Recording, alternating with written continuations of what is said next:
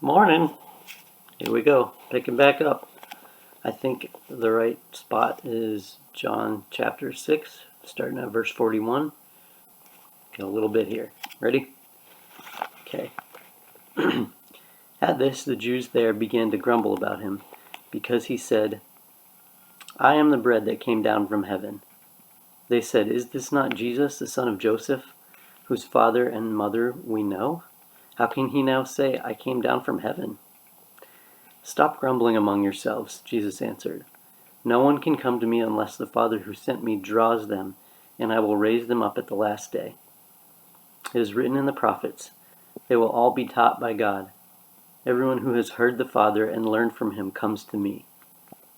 No one has seen the Father except the one who is from God. Only he has seen the Father. Very truly I tell you, the one who believes has eternal life. I am the bread of life. Your ancestors ate the manna in the wilderness, yet they died. But here is the bread that comes down from heaven, which anyone may eat and not die. I am the living bread that came down from heaven. Whoever eats this bread will live forever. This bread is my flesh, which I will give for the life of the world. And here's where the controversy starts. Then the Jews began to argue sharply among themselves. How can this man give us his flesh to eat? Jesus said to them, Very truly I tell you, unless you eat the flesh of the Son of Man and drink his blood, you have no life in him. You have no life in you.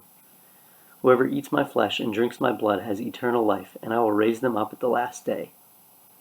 For my flesh is real food, and my blood is real drink.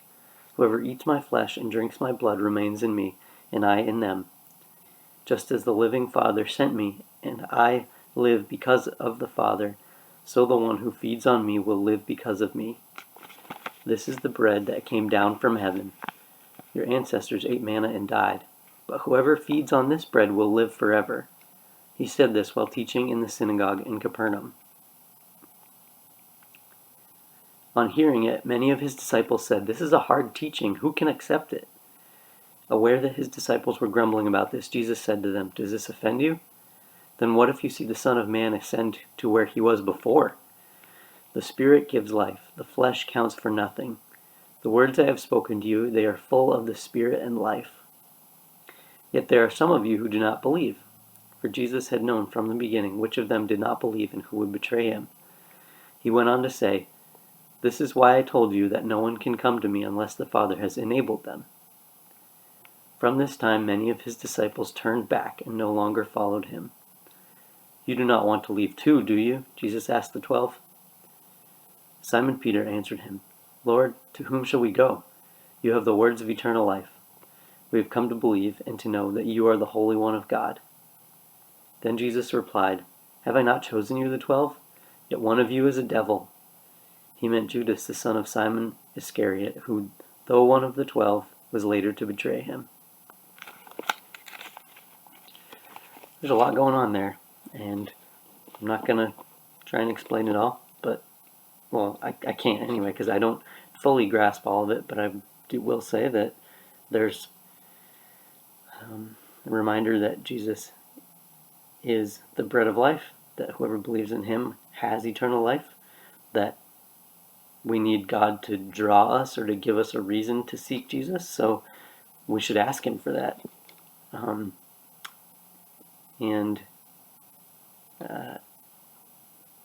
Jesus wants to be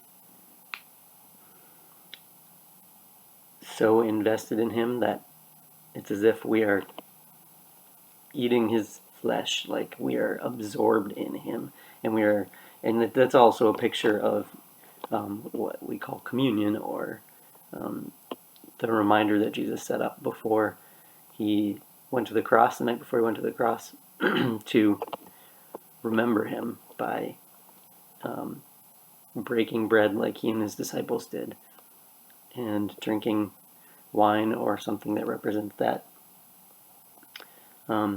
which represents his blood that he spilled for us, and his body which was broken for us. So, this is a pretty tricky chapter, and there are a lot of things that can be confusing, But the main message there, very truly I tell you, the one who believes has eternal life. And then at the end there, Peter saying, who should we go to? You have the words of eternal life. So, yeah, just be encouraged by that.